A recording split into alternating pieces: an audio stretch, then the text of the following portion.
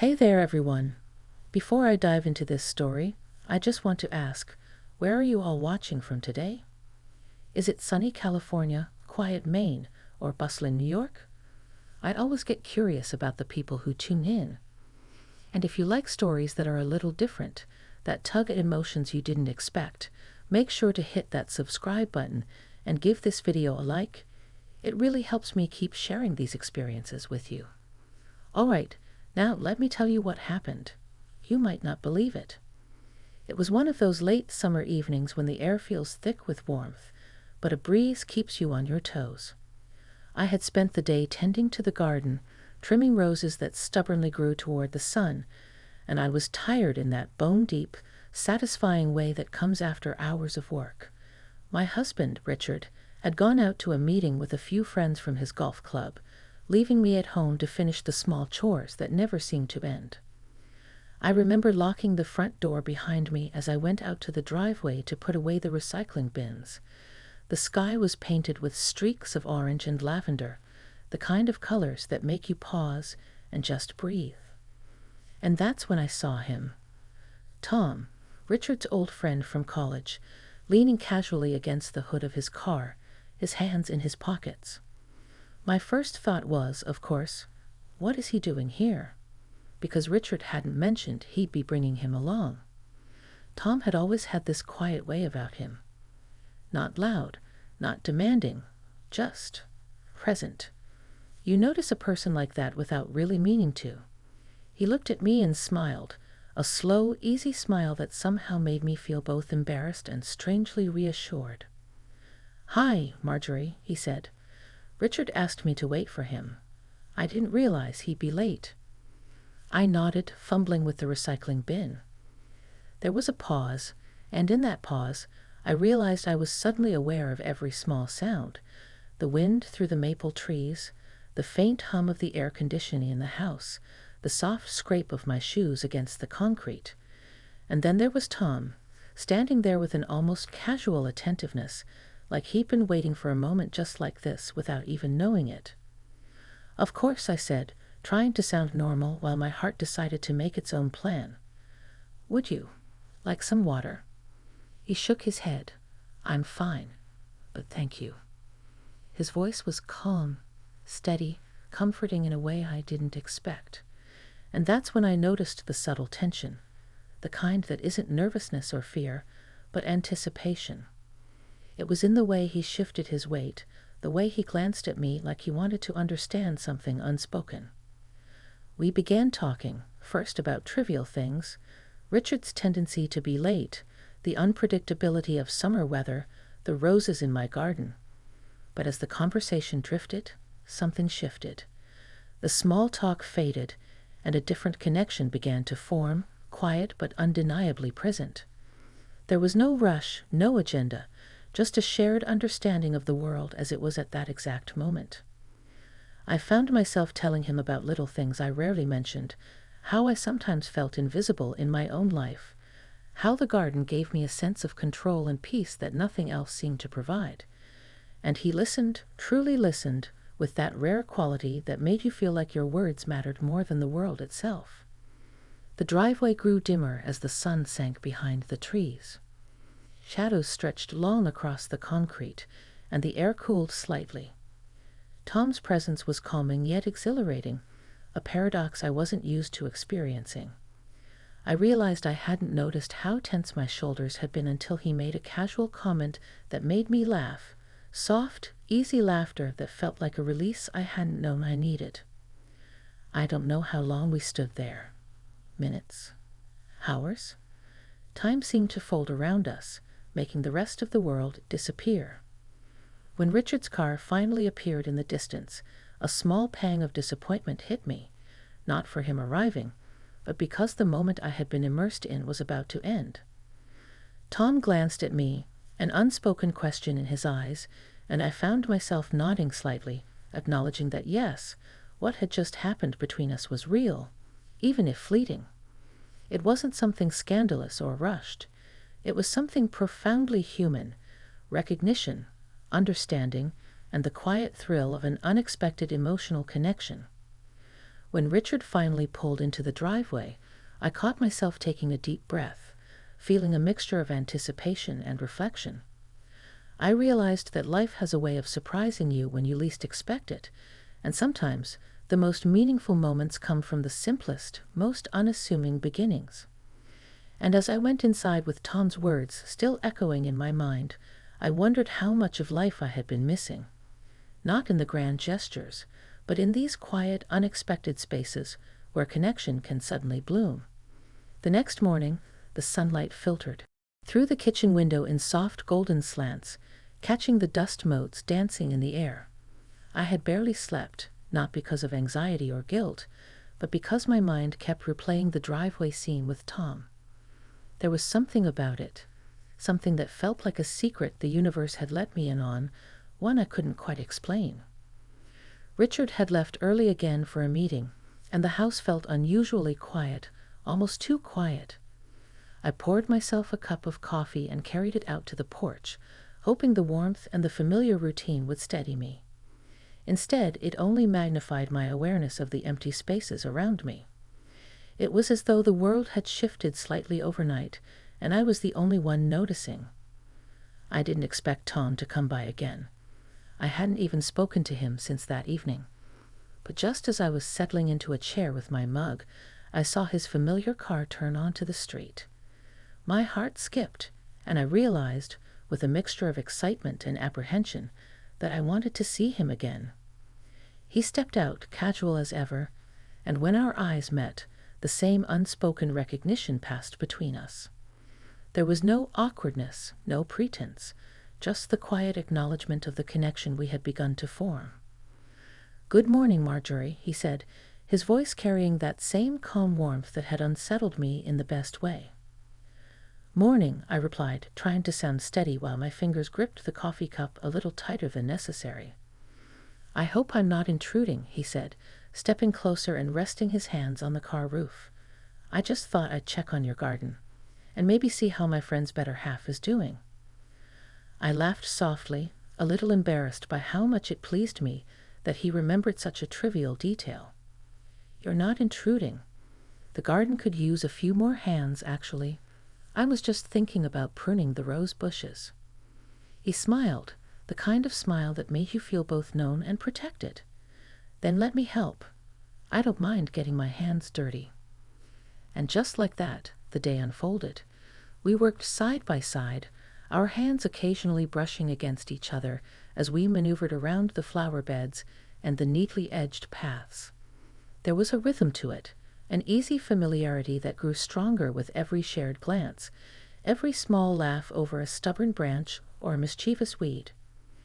What surprised me most was how natural it all felt. I wasn't afraid, nor was I worried about judgment or propriety. It was as if the world had narrowed to just the two of us, and in that narrowing, a new kind of intimacy had room to grow. We paused for a break under the shade of the large oak tree at the edge of the yard. I handed him a bottle of water, and we both took long sips in companionable silence. Then, almost instinctively, we began talking, not about trivialities this time, but about life, choices, and the quiet regrets that sometimes linger in the corners of our hearts. "You know," he said softly, "I've always admired people who find joy in small things. Your garden, it's a reflection of who you are." I felt a warmth spreading in my chest, more emotional than physical. I never thought about it that way. I suppose it's my escape, my little corner of the world where I feel myself. "And you deserve that," he said, looking at me with an intensity that was neither demanding nor threatening, just sincere. "We all deserve to feel ourselves fully, even in moments that seem ordinary." His words resonated with something deep inside me, something I had buried under years of routine and responsibility. The laughter, the shared effort, the quiet acknowledgement of our emotions. It was a revelation simple and profound. Time passed, and before we knew it, the sun was dipping low, painting the sky with shades of amber and rose. We stepped back, admiring the work we had done together, and I realized that this day, this unexpected connection, had shifted something in me. Not in a fleeting, reckless way, but in a steady, grounding way that promised growth, understanding, and perhaps the kind of companionship I hadn't expected to find outside of my marriage. As Tom finally prepared to leave, there was no rush, no awkward goodbye. Instead, we shared a look, a silent agreement that this was only the beginning of something delicate and meaningful. I watched his car disappear down the street, feeling a mixture of gratitude, curiosity, and a strange, thrilling sense of possibility. Later, as I sat quietly with a cup of tea, I reflected on how life sometimes surprises you, not with grand gestures, but with moments that catch you off guard, moments that remind you that human connection is both fragile and extraordinary. And I knew with a certainty that both frightened and excited me that Tom's presence in my life was not just a coincidence. It was the start of a journey, one that would teach me more about myself, my desires, and the quiet power of understanding another soul. The days that followed seemed to hum with a quiet electricity. Richard was still tied up with work and social obligations, and somehow Tom kept appearing at the most unexpected yet natural moments, sometimes to help with a minor repair, sometimes to check in on the garden, and sometimes, it seemed, just to share a cup of coffee on the porch. Each encounter was casual, yet underneath the surface, there was an unspoken understanding growing between us, a subtle awareness that something meaningful was unfolding. One late afternoon, the light was soft, casting long shadows across the yard as Tom and I worked on trimming the hedges near the back fence. I noticed the way his hands moved with careful precision, the small frown of concentration, and the occasional glance that lingered a second too long. And for the first time, I realized how fully present I felt in his company, not distracted by worries or responsibilities, not weighed down by years of routine, but truly, profoundly aware of the moment and of him. "Marjorie," he said suddenly, pausing with the hedge shears in his hands, "can I ask you something personal?" I set down my tools, curious and a little apprehensive. "Of course. You can ask me anything." He looked at me, his expression a mixture of seriousness and gentle hesitation. "Do you feel alive these days? Truly alive?" The question caught me off guard. Alive? I had been living, yes, but alive in the way he was suggesting. I thought about my routines, my life with Richard, the comfortable predictability that had settled around me like a familiar blanket. And then I thought about the moments with Tom, the laughter, the quiet conversations, the awareness of each small brush of his hand or shared glance, and I realized that I had not felt this level of awareness, this subtle exhilaration, in years. I think I am starting to," I admitted softly. "I haven't felt it in a long time, but with you, it's different. There's a sense of being seen, I suppose. Truly seen." He nodded slowly, as if he understood something that words could never fully capture. "That's all I ever wanted, to see you, Marjorie. Not just the surface, not just the routines or expectations, but you, who you really are."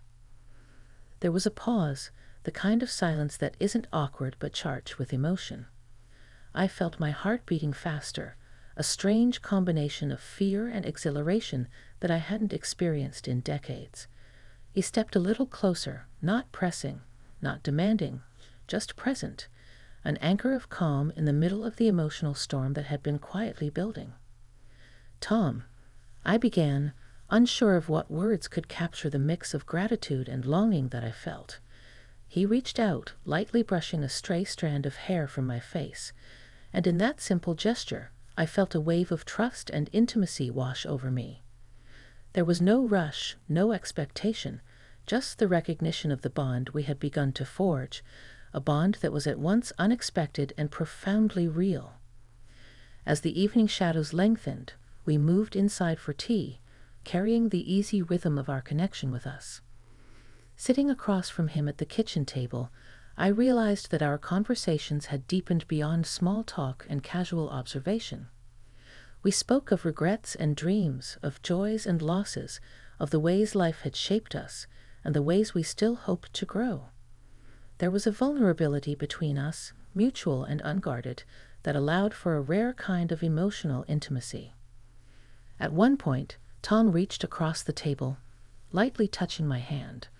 The gesture was gentle, deliberate, and entirely respectful. It made my chest tighten with emotion, a mixture of longing, comfort, and the understanding that human connection could be so simple, yet so profound. "You don't have to say anything," he murmured, his voice low, steady. "I just wanted you to know. I'm here, and I care." I nodded, feeling tears prick at the corners of my eyes, not of sadness, but of recognition. Recognition of something I had been missing, something I had perhaps thought I could no longer experience at this stage in life. With Tom, there was no pressure, no judgment, only the kind of presence that makes you feel both safe and fully awake. Later, as he prepared to leave, the air was heavy with unspoken thoughts. We lingered in the doorway for a moment longer than necessary, neither of us rushing to break the spell of connection that had grown between us. And when he finally walked to his car, I found myself watching him drive away with a sense of both longing and gratitude. This connection, this unexpected, tender, emotional bond, had become a vital part of my life, awakening parts of me I hadn't realized I had buried.